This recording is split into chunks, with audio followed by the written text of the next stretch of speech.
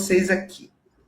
Sentiu, tá? Flávio Bolsonaro sentiu. Vocês viram que na última pesquisa Quest, o Lula aparece como o maior patriota à frente do Flávio. Quase metade dos brasileiros consideram Lula mais patriota que qualquer outro candidato a presidente, embora sejam eles que ficam falando Deus acima de tudo, né? Eu acho que as pessoas estão caindo na real, estão vendo aí a mentirada que é, né, a fake news do Bolsonaro patriota que bate continência para a bandeira dos Estados Unidos e que vai para lá lamber as botas de um presidente que quer prejudicar a nossa economia, quer prejudicar o nosso povo. Então as pessoas estão vendo isso e o Flávio e o Lula tá fazendo, chamando eles de traidores da pátria, né? Questionando eles irem lá para os Estados Unidos pedirem sanção para o nosso país, pedir tarifas para o nosso país, né? Então o Lula está defendendo a soberania brasileira, como ele sempre fez, tá? Eu lembrei aqui outro dia do slogan do Lula no segundo mandato dele de o orgulho. O melhor do Brasil é o brasileiro. Lembra dessa frase de Câmara Cascudo que ele usava? O melhor do Brasil é o brasileiro. Não é só um slogan, o Lula considera isso. E o povo está começando a ver. E Flávio sentiu a crítica, né? O Lula, outro dia, foi falar que o que o traidor merece? Aí falou assim, Joaquim Silvério dos Reis, o traidor do Tiradentes, morreu enforcado. Ele, inclusive, errou na citação histórica, né? Mas o Flávio Bolsonaro ficou de mimimi, dizendo que o Lula estava sugerindo violência contra ele. Na verdade, o que incomodou Flávio foi ter sido chamado de traidor da pátria, tá? Coloca a matéria aí pra gente, Caian. Flávio aciona STF contra Lula por fala sobre traidores da pátria e pede investigação.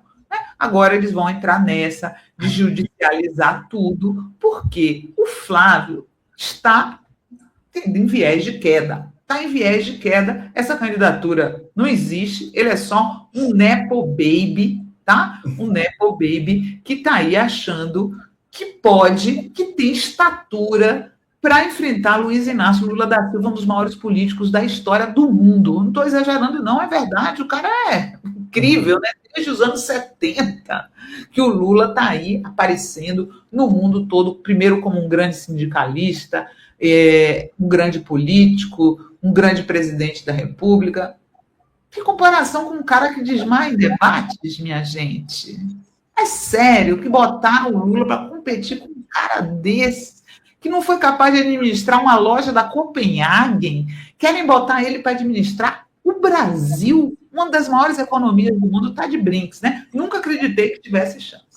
E aí, hoje, eles anunciaram, né, que entraram com essa ação, uma notícia crime, né? Eles que diziam na outra eleição que iam fuzilar a petralhada, né? Realmente incitaram a violência de fato contra as pessoas que votam na esquerda.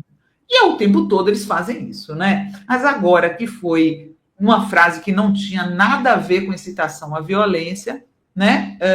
Eles agora estão de mimimi e entraram no STF com notícia crime contra o Lula pelos supostos crimes de ameaça e incitação ao crime em razão de uma fala pública do presidente na semana passada em Catalão, Goiás. Segundo a petição divulgada à imprensa na quinta-feira, hoje, né? Flávio afirma que Lula incentivou apoiadores a cometer homicídio contra ele, ao relacioná-lo a traidores da pátria e citar o enforcamento de Joaquim Silvério dos Reis durante o discurso, né? Que foi um erro histórico que o Lula cometeu, que, na verdade, quem foi enforcado foi o próprio Tiradentes, né? Eu até falei aqui que eu acho que o Lula confundiu com Judas, né? O personagem.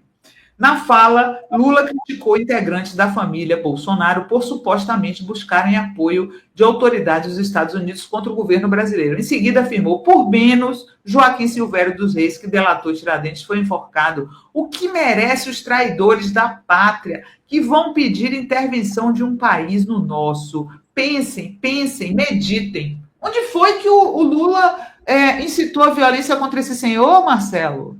Nossa, em lugar nenhum. Tá bem louco.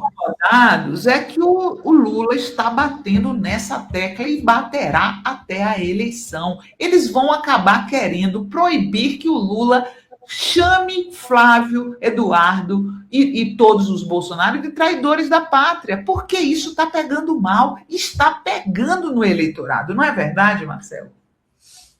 Não, e a pesquisa de ontem, a Quaest confirmou isso, que o eleitorado enxerga o Lula como patriota e não o Flávio Bolsonaro. Isso daí desmonta toda a narrativa que ele tem tentado construir.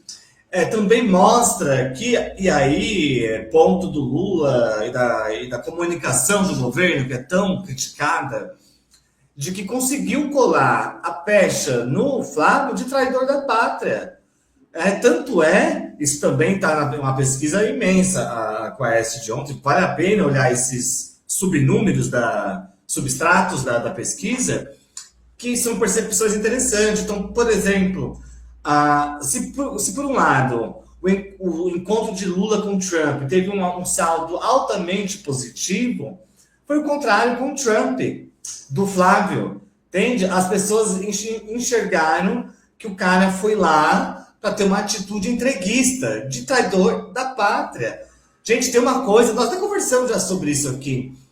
Esses caras subestimam o eleitorado, mas o eleitorado brasileiro ele leva muito a sério a questão de pátria, né? A adoração às coisas do Brasil. Isso é uma característica da população brasileira de ter esse patriotismo muito forte, né? Isso é verdade.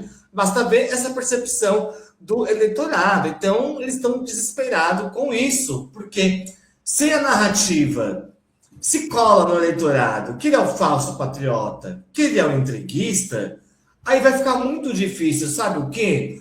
Do Flávio Bolsonaro avançar no eleitor independente, que é quem decide a eleição no Brasil, com essa coisa da polarização, que sobra 3, 4% de disputa, esse eleitor pêndulo, entendeu? Que já essa pesquisa. Por que o Lula cresceu? Porque uma parte do independente foi pro Lula. Falou assim, opa.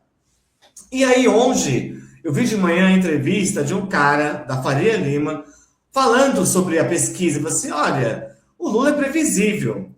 O cara comenta assim, eu não concordo com a política econômica do Lula, mas eu sei o que esperar do governo dele. Então, eu sei mais ou menos como negociar com o governo federal políticas econômicas, entende? Assim, coisa que nós não sabemos com o Flávio Bolsonaro. Qual é a política econômica dele e qual vai ser a relação do Flávio Bolsonaro com o mundo jurídico? Então, instabilidade, entendeu? Olha, é um cara da Faria Lima que falou isso, gente. Então, veja porque então eles estão aí, agora vão usar o judiciário para tudo.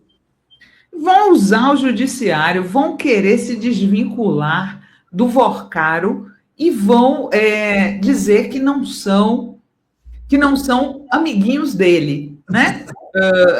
Sendo que hoje o Paulo Figueiredo, neto do ditador, fez vídeo defendendo que ele seja solto, né? Acho que é uma coisa inegável que o Vorcaro é bolsonarista de carteirinha. Quem é que, não sendo bolsonarista, daria dinheiro, milhões de reais, milhões de dólares, para um filme porcaria daquele, né? Agora, esse movimento do Paulo Figueiredo é muito estranho. Coloca o vídeo aí, por favor, Caian. Não podemos nos esquecer que o Vorcaro, como eu disse, está preso há 3 meses sem que haja uma ação penal contra ele. Eu não posso dizer que eu concordo que alguém fique preso 3 meses sem uma ação penal. Ora, se não há uma ação penal contra você, você sequer pode se defender. Você vai se defender contra o quê? De quê?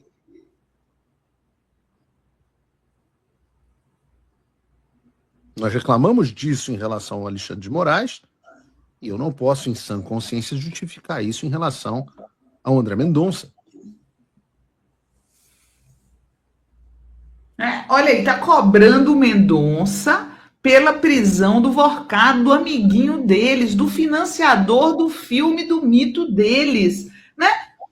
Abriu aí o sincericídio desses caras, né? Qual que será o interesse do neto do ditador Figueiredo em defender a soltura do Vorcaro? O Vorcaro deve estar ameaçando delatá-los. Vocês não vão fazer nada por mim, não é? Deve estar mandando recado. Vocês vão deixar eu ficar aqui preso para sempre? Eu que fiz tanto por vocês? E eles já começaram a defender. Você não acha que é isso, Marcelo? Nossa, você tirou as palavras da minha boca. Eu ia falar, juro, eu ia falar isso. Olha, essa atitude é de quem está sendo não ameaçado, mas está recebendo recadinhos. Recebeu recadinhos, né? Porque o Vorcaro tem umas 10 advogados, são muitos advogados. E aí começa também, aí a história do filme, vendo esse vídeo, porque eu estava pensando, vendo o Paulo Figueiredo falar, primeiro que, assim, é estranho. É igual o prefeito de São Paulo, quando questionado sobre a Carolina Gomes, sai em defesa, ao invés de, olha, vamos investigar, né? Que é o que qualquer gestor faria. Se afasta do problema, não abraça o problema. É a mesma coisa o Paulo Figueiredo. Então, começa a levantar uma coisa aqui, uma desconfiança de que talvez havia um interesse, sim, de bancar o filme e de usar o filme para financiar ações fora do Brasil. O filme seria um intermediário, entendeu? Uhum. O que eles vão apresentar nas notas até agora? Exato. Já venceu os prazos, de todo mundo venceu. O Mário Frias, ninguém sabe onde está. O Flávio disse, eu tenho contrato, vou pedir autorização e vou mostrar. Tá tudo gravado, tem vídeo. Na primeira entrevista dele, pode ser revelado o escândalo. Então, pode ser que a gente esteja diante de um grande esquema, né? Que, como que nós vamos, então, financiar a ação de vocês aí nos Estados Unidos? Opa! Vamos fazer um filme sobre Bolsonaro. Tá, mas quem vai produzir? Ah, não, tem um pessoal lá de uma produtora XPTO, quem eles topam. Vamos usar o pessoal. Gente, isso, olha, se nós que não somos policiais estamos pensando nisso, não somos investigadores, né? Vem essa fala do Paulo Figueiredo e só começa a pensar nisso. Que eles estão sendo pressionados. E aí, eles vão ficar quietinho? Vão deixar o chefe, a cabeça dele sozinha na bandeja? Vocês estão botando a cabeça dele na bandeja? Como é que falavam antigamente? Não se larga um companheiro ferido à beira da estrada. Você lembra dessa frase célebre? Isso ajuda a entender também as recusas da Polícia Federal da delação. Eu acho que eles estão lendo se esse cara está brincando com a gente, né? Porque eles têm, acho que em mãos da PF, 12 celulares do Vorcaro. 12. Gente, 12 celulares. Eles devem estar se divertindo lá quando eles recebem a versão do Vorcaro da delação. Eles devem dar risada. Isso, sem sombra de dúvidas, para a gente concluir aqui, o Vorcaro é o bandido de estimação dos Bolsonaro. Diziam que não tinham. Olha aí.